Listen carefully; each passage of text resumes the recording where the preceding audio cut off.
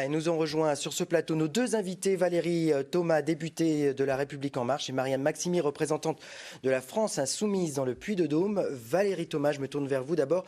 Un candidat La République En Marche par circonscription, c'est ce qui va se passer? Oui, très probablement. Enfin, un candidat en tout cas de la majorité présidentielle. Pas forcément La République En Marche. Un candidat d'une des composantes de cette majorité. Et vous Moi, je suis candidate à l'investiture.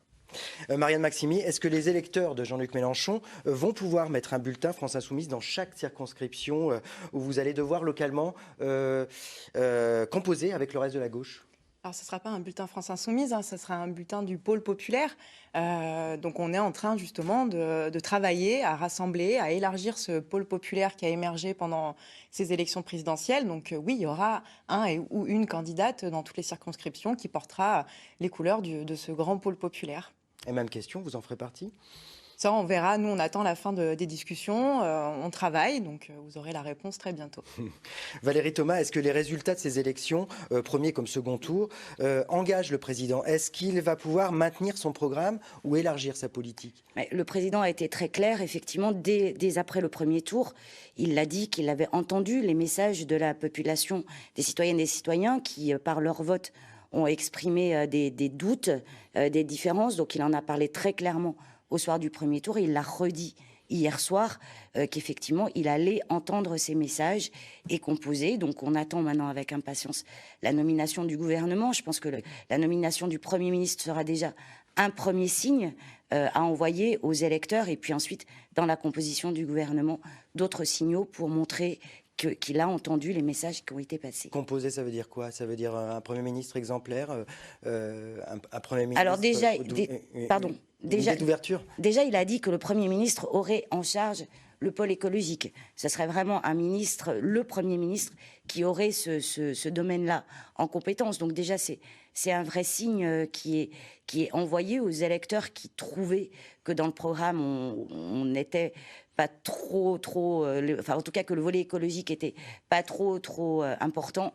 Donc ça, c'est un premier message.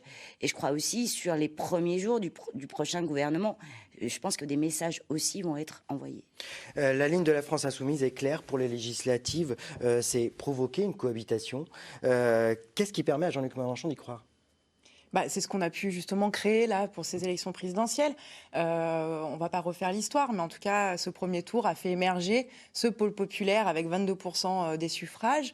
Il suffit, j'ai regardé votre sujet juste avant, dans la jeunesse, dans les classes populaires, on a créé un véritable élan de réintéressement à la politique, d'envie justement de changer les choses. Donc il y a toutes les raisons aujourd'hui de se dire que oui, on peut faire entrer un grand nombre de députés du pôle populaire à l'Assemblée nationale et imposer une autre politique au président qui a été élu hier. Ça, c'est une certitude, il a été élu. Par contre, pour gouverner, il lui faut une majorité à l'Assemblée nationale et nous ne sommes pas en 2017. Nous sommes en 2022, donc on n'est pas dans la même configuration. Et les signaux envoyés que j'entends là sur Emmanuel Macron qui aurait compris changer. Moi, j'ai écouté aujourd'hui, par exemple, parler de la réforme des retraites et du 49.3. Donc pour l'instant, en une journée, les urnes ne sont même pas rangées, qu'on est déjà dans l'agressivité vis-à-vis des gens, dans la provocation. Donc il y a tout intérêt, évidemment, que ce troisième tour puisse être celui d'une cohabitation avec un autre Premier ministre. Une cohabitation, c'est un scénario possible pour la République? Non, je ne crois pas du tout, parce que les institutions de la Ve République ne sont pas faites pour la cohabitation. Ça n'existe pas, le troisième tour, l'élection du Premier ministre. Le Premier ministre n'est pas élu. Il est désigné par le président de la République. Donc cette idée de voter pour un Premier ministre est une idée complètement farfelue. Il faut avoir en tête que les élections législatives, ce sont des élections sur 577 territoires, avec leurs particularités, avec leur histoire politique. Donc après, c'est vraiment complètement différent de ce qu'est une élection au niveau national. Comment vous réagissez à ce que vient de dire Marie? C'est tout le contraire. Peut-être que vous n'avez pas été assez présente pour comprendre les enjeux de l'Assemblée nationale. Mais en tout cas, moi, ce que je vois, c'est qu'au contraire, c'est une élection qui est nationale. Effectivement, les députés sont élus sur un territoire, une circonscription. Mais c'est eux qui votent la loi, c'est eux qui font la politique. Donc c'est un enjeu qui est tout à fait national.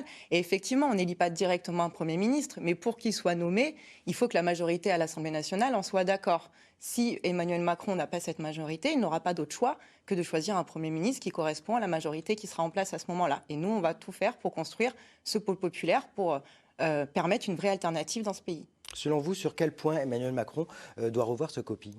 À peu près tout. Enfin, je ne vais pas faire le bilan d'Emmanuel Macron ou même son programme.